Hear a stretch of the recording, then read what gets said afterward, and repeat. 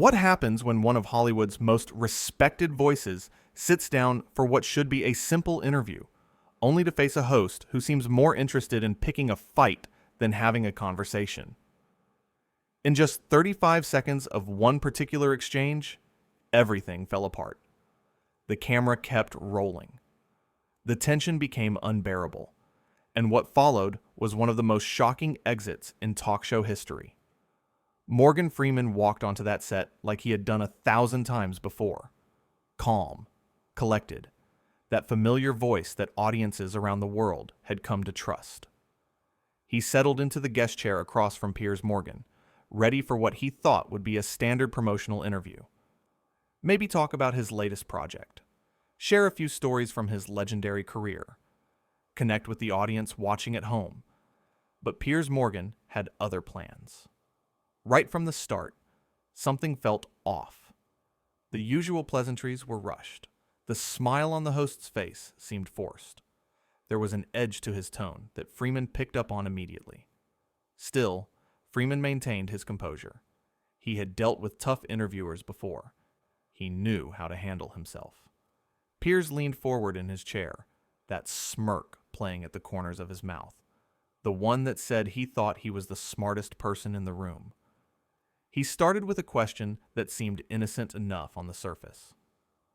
"So, Morgan," Piers began, his voice dripping with something that wasn't quite respect. "You have had quite the career, decades in Hollywood. But let me ask you something. Do you ever wonder if you have just been lucky?" Freeman's eyebrows raised slightly. Lucky. After all those years of training, all those roles, all that work. He kept his voice steady. "Luck is what happens when preparation meets opportunity," Freeman replied. "I have worked very hard to get where I am." Piers waved his hand dismissively. Actually waved it, like Freeman's response was nothing more than a practiced line he had heard before. Yes, we have all heard that before," Piers said, that condescending tone creeping in stronger now. "But surely you must admit that being in the right place at the right time played a massive role. I mean, there are plenty of talented actors who never make it." Freeman shifted in his seat. Not uncomfortably, but noticeably. The audience could feel something building. "Of course timing matters," Freeman said, his voice still measured. "But to reduce anyone's career to just luck dismisses the countless hours of work that go into this craft." Piers laughed. Not a genuine laugh. One of those laughs that made it clear he disagreed and wanted everyone to know it. "Come on now," Piers said, leaning back with his arms crossed. "You are telling me that you worked harder than every other actor trying to make it? That seems a bit arrogant, does it not?" The word hung in the air. Arrogant. Freeman's jaw tightened just slightly. Anyone watching closely could see it. This was not a conversation anymore. This was something else entirely. "I am saying that I put in the work," Freeman responded, his tone cooling. "Just like many others do. I am not claiming to be special in that regard. But I am also not going to sit here and pretend that my success was handed to me." Piers uncrossed his arms and leaned forward again, getting closer, invading space. The kind of move designed to make a guest uncomfortable. "But it was handed to you in many ways, was it not?" Piers pressed. "You fit a certain image, a certain type Hollywood was looking for at a certain time. You cannot deny that played a role." Freeman's eyes narrowed. The viewers at home could sense where this was going. The studio audience sat in uncomfortable silence. "What exactly are you implying?" Freeman asked. His voice was quiet. Dangerously quiet. Piers shrugged, playing innocent, but his words were anything but. "I am not implying anything," Piers said. "I am simply stating facts. The film industry has quotas, diversity requirements. You benefited from that. Nothing wrong with acknowledging it." The air went out of the room. Freeman sat perfectly still. Those decades of experience, that incredible self-control, were the only things keeping him in that chair. "Let me be very clear," Freeman said slowly, every word deliberate. "I earned every role I ever got. Not because of requirements, not because of quotas, because I was the best person for the job. Piers laughed again, that same dismissive laugh. The best person for the job, he repeated mockingly. That is what everyone says, is it not? But we both know how the industry really works. Come on, Morgan. You are a smart man. You know that your background, your appearance, it opened doors that might not have opened otherwise. Freeman's hands gripped the armrests of his chair, his knuckles visible even under the studio lights. You have absolutely no idea what you are talking about, Freeman said, the temperature in his voice dropping further. You sit here in your comfortable chair, in your expensive suit, and you have the nerve to tell me how I got my career. You? Piers held up his hands in mock surrender. I am just asking questions, he said. That is what journalists do. We ask the uncomfortable questions that others are afraid to ask. No, Freeman cut him off sharply. What you are doing is disrespecting me on your own show. There is a difference between asking tough questions and being insulting. The host's face changed then. The fake friendly demeanor dropped. Now he looked annoyed, like Freeman was the one being unreasonable. Insulting, Piers said, his voice rising. I think you are being a bit sensitive here. I am trying to have an honest conversation about how Hollywood works, and you are getting defensive. Defensive, Freeman repeated. You basically just told me that my entire career is based on filling a quota, and you expect me not to be offended. Piers rolled. His eyes. Actually rolled his eyes on camera. This is exactly the problem with people today, Piers said, addressing the camera now instead of his guest. You cannot have honest discussions anymore without someone playing the victim card. Freeman stood up. Not quickly, not in a rush, but with purpose. The kind of movement that made everyone in the studio freeze. Victim card, Freeman said, his voice low and controlled, but filled with barely restrained anger. You invite me here. You attack my integrity. You dismiss my life's work. And when I defend myself, I am playing the victim? Piers stood up too, trying to match Freeman's energy, but coming across as petulant instead. I invited you here for an interview, Piers shot back, not to have smoke blown at me about how perfect your career has been. I was trying to have a real conversation. Real conversation, Freeman said, shaking his head. You do not want a real conversation. You want to provoke people. You want to create controversy so people will talk about your show. Well, congratulations. You got what you wanted. The Oscar winner began removing his microphone, his hands steady despite the obvious anger coursing through him. The studio crew did not know what to do. The cameras kept rolling. The audience sat in stunned silence. Oh, so you are just going to leave, Piers said, that entitled tone coming through loud and clear now. Very professional, Morgan. Really showing your class here. Freeman paused, looked directly at the host, and spoke with a clarity that cut through everything. My class, Freeman said, you spend this entire interview trying to tear me down, suggesting that everything I have accomplished is not really mine, that I took shortcuts, that I benefited from some system instead of my talent and hard work. And you want to talk about my class? Piers crossed his arms again. Defensive now. I was asking legitimate questions about systemic advantages in Hollywood, he said. If you cannot handle that discussion, maybe you should not be doing interviews. The condescension in that statement was breathtaking. Freeman actually smiled. Not a happy smile. The kind of smile that said he was done. Completely done. Maybe I should not be doing interviews, Freeman agreed. At least not with people like you. People who hide behind the label of journalist while actually just being provocateurs, looking for their next viral moment. Piers's face reddened. His voice got louder. Provocateur? He nearly shouted. I have interviewed prime ministers, presidents, the biggest names in the world, and they did not run away when things got slightly challenging. Slightly challenging, Freeman repeated quietly. Is that what you call this? You insult me. You diminish my career. You make suggestions about how I only succeeded because of my race. And that is slightly challenging? The host threw his hands up. I never said anything about your race, Piers protested. You are putting words in my mouth. Freeman tilted his head. That iconic look that had commanded screens for decades now focused entirely on this one flustered host.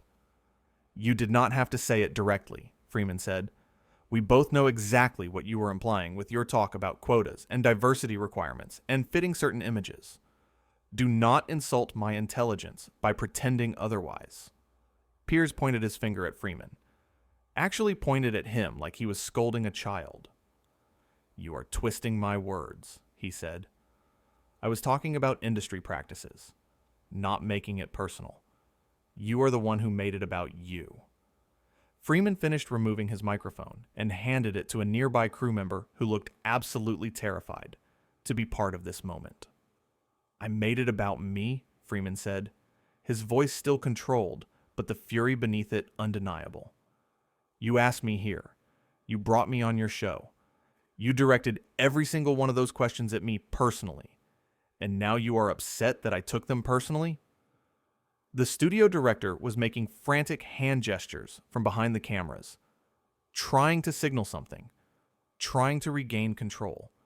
But this train had left the station. Piers looked directly into the camera, playing to his audience now. Ladies and gentlemen, he said in that theatrical way of his, this is what happens when you dare to ask real questions. People cannot handle the truth anymore. Freeman laughed. A genuine laugh this time, but there was no humor in it. The truth, he said, you would not know the truth if it sat in the chair across from you and spoke to you for 20 minutes, which is exactly what just happened. The host spun back to face him. So enlighten me then, Piers challenged. Tell me the truth. Tell me that Hollywood does not have diversity initiatives. Tell me that those initiatives did not help your career in any way. Freeman took a step toward the host, not threatening, but firm. Hollywood has had diversity initiatives, Freeman said, because for decades, for generations, people who looked like me were shut out entirely. Those initiatives exist to correct historic injustices. They exist because the playing field was never level to begin with. And even with those initiatives, I still had to be twice as good to get half as far. So do not stand there and tell me I had some advantage. Piers scoffed. Actually scoffed. Twice as good to get half as far, he mocked. These talking points are getting old, Morgan. We live in a different world now. Do we? Freeman challenged. Because you just spent this entire interview trying to convince me and everyone watching that my success is not legitimate. That sounds like the same old world to me. The host's face contorted. He was losing control of his own show, and he knew it. Your success is legitimate, Piers said through what looked like gritted teeth. I never said it was not. I was simply trying to have a nuanced discussion about how success happens in Hollywood. Nuanced, Freeman said, shaking his head. There was nothing nuanced about what you said. You were clear. You were direct. And you were disrespectful. Own it. Piers took a step back, regrouping, changing tactics. Fine, he said. If I offended you, I apologize. Can we continue the interview now? Freeman stared at him. A long, hard stare that seemed to go on forever. If you offended me, Freeman repeated. Not, I apologize for offending you. Not, I was out of line. If. That tells me everything I need to know about whether you actually understand what you did here. The host spread his arms wide. What do you want from me? Piers asked, exasperation clear in his voice. I am trying to apologize. No, Freeman corrected. You are trying to get me to sit back down so you can save your show. There is a difference. Piers's jaw clenched. His professional mask was slipping more with every passing second. My show does not need saving, he said defensively. My show is doing perfectly fine. Freeman nodded slowly. "Then you will not miss me leaving," he said simply. He turned toward the exit, the cameras following his every move. The audience still frozen. Some looked shocked. Some looked like they agreed with Freeman. Some looked confused about what they just witnessed. Piers called after him, his voice cracking slightly. "You are really going to walk out?" he said. "You are going to let a simple disagreement end like this?" Freeman stopped, turned back one more time, and delivered his final words to the host. "This was not a simple disagreement," he said. "This was you attacking my character, my work, my integrity. You wanted to create a moment. You wanted controversy.